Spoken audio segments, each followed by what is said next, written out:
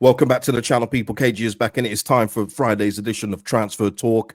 We're going to get into some names here that I want Leeds United to be involved in the conversation for, who can definitely step up to Premier League football. And I've got 3 strikers and I got 1 attacking midfielder, so I'm giving you a bonus one here. There's 4 names in this one today. Also going to be speaking on the Beto rumor. Thankfully, that's cooled down.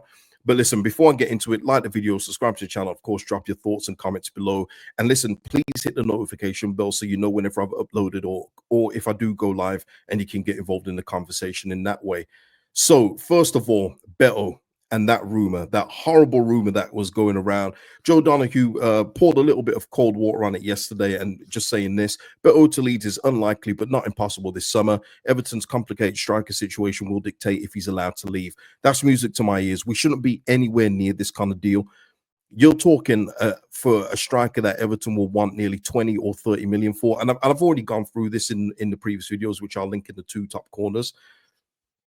But they're going to want nearly 30 million pounds for this player. And that's just not something Leeds United should consider. We'll be strengthening our table, mate. I think we'll be near Everton next season, while making us weaker on the pitch with him on it, and also giving them that our money of our transfer kitty that could go elsewhere.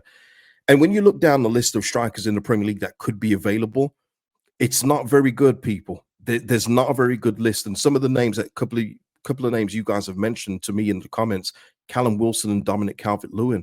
I mean, you've mentioned 2 players there that have got biscuit knees straight away. They're not fit. And I like Callum Wilson. If Callum Wilson was fit, I would take him in a heartbeat. It's not even a conversation. You take him. He's got a great goal scoring record, but he's never available. He's always hurt. And that isn't a new thing. That's been out throughout his career. And obviously he's just getting older now, and he's got a little slower as well from when I've seen him come on for Newcastle.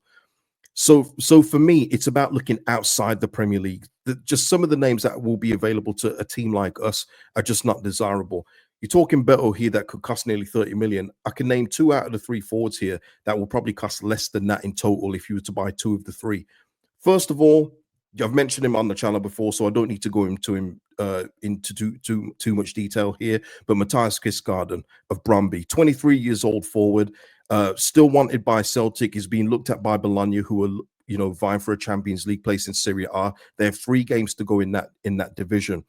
But the thing is, if you can get there before Bologna, register a Champions League place, if they make it, that's what you do. You sell him a project before then, get a bid accepted by Bromby, who are looking for, I believe it's the record fee for a Danish club. And some of my Danish friends out there help me with this, but they're looking for just around 12 million pounds, which it translates to quite a lot in Danish money.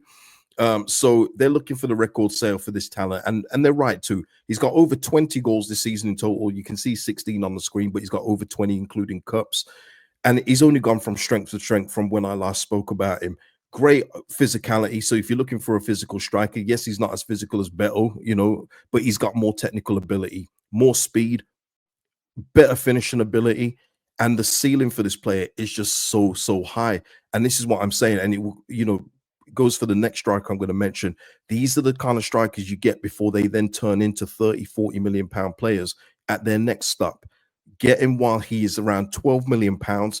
And you're laughing. It's a great investment. He's ready for Premier League, man. Technical players like this with ability like he's got, that's what you need in the Premier League, and he would be perfect. So he stays on my list, and I would absolutely love Leeds United to get into the conversation for his signature.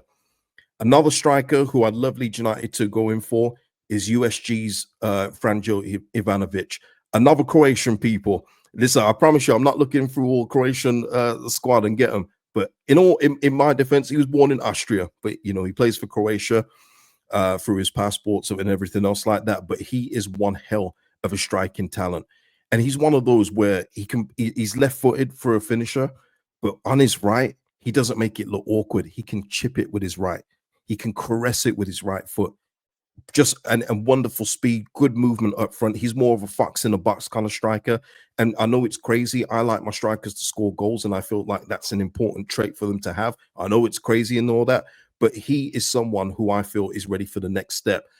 One of the things that issues we could run into is that USG are either owned or in partnership with Brighton, who are also looking at him or have looked at him previously. And that's where we may run into some trouble there, because I think Celtic are looking at him also.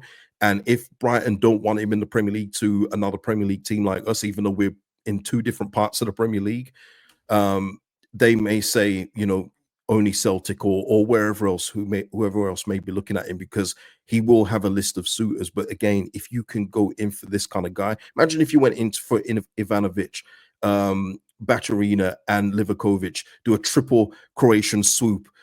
I wouldn't be able to sleep, people. I wouldn't be able to sleep. They just improve your team, improve your squad straight away. And again, the price I read for him is around £11 million. So, you're looking at two players there who, for me, are just, the ceiling is way higher. They're way better. Technical brilliance, finishing ability, way better.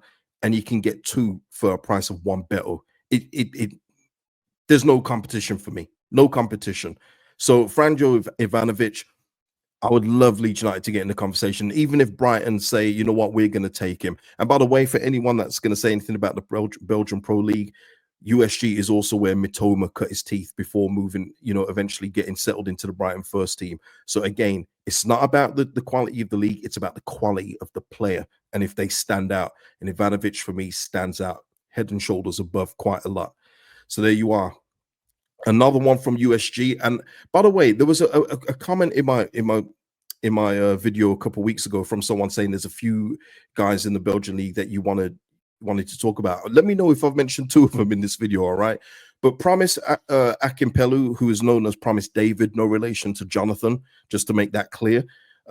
He's his strike partner. He's Ivanovic's strike partner. And again, I've only brought this one up. He's not in the thumbnail, but I've only brought this up because this is a perfect example of a Beto comparison to Beto.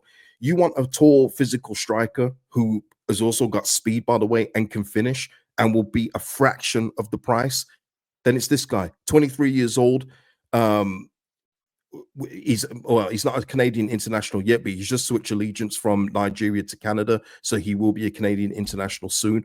But if you're looking for that kind of physical forward, then why not go here? Then go for a Beto who is just not good enough, people. He's not. So go for someone like this. I don't know what his price would be, but if Ivanovic is going to be around 11, then he's going to probably be less than 10, in my opinion. But that's what I'm saying. There are alternatives out there, and this is just one. I'm not a scout. Leeds United have got scouts that travel. They've got scouting reports. They've got connections, agents. They've got all the data and all the information. I'm just bringing up another alternative to someone like a Beto. But Promise is a very, very, for such a big man, he's got such a good touch, good technique, good speed, holds up the ball well. And unlike Beto, whose first touch goes back to the halfway line, this guy can actually trap the ball. So here is an alternative for you in Promise David. Now, the attacking midfielder I'm going to speak about, and this is one where I don't know his availability, but he's not a regular at Aston Villa anymore, and I think he is going to be looking to leave this summer. It's Jacob Ramsey. Some of you will know him. I guess some of you will know him, but a lot of you should know him. He's been a mainstay in the Villa team for quite a few years, but obviously now Villa have moved up to Champions League, and Morgan Rogers is in his way. You've got a midfield of Tielemans, McGinn, and all the other options they've got. Kamara. He's now being shifted out to the left, which he can play off the left. But for me, Jacob Ramsey's best positions were central midfield of a 3 and attacking midfielder. Good dribbler of the ball, great technique, great long shot on him, can score goals, and is just a gifted player. Now, injuries slowed him down last season, which is probably why his stock has fallen a bit, because this guy was being linked with like 40, 50 million pound moves to Newcastle previously. I don't think that's where he's going to be now. And that's where the interesting thing comes for me with Jacob Ramsey.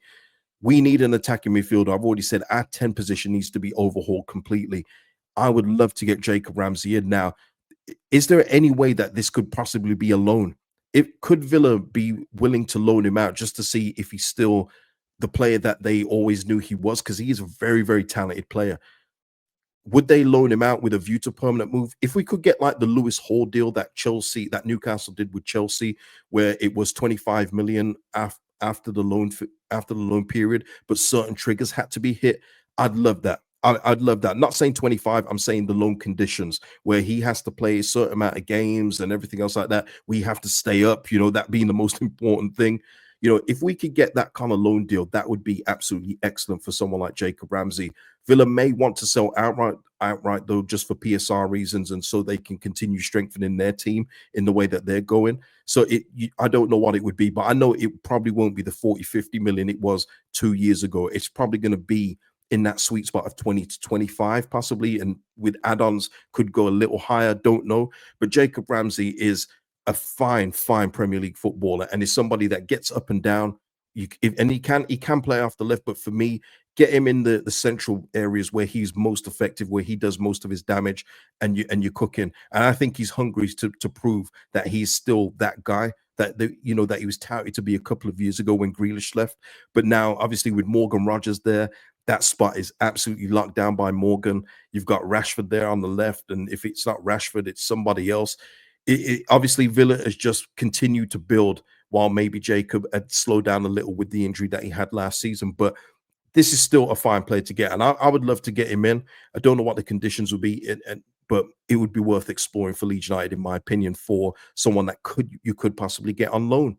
But what say you, people? That's my addition for today. I hope you've enjoyed it.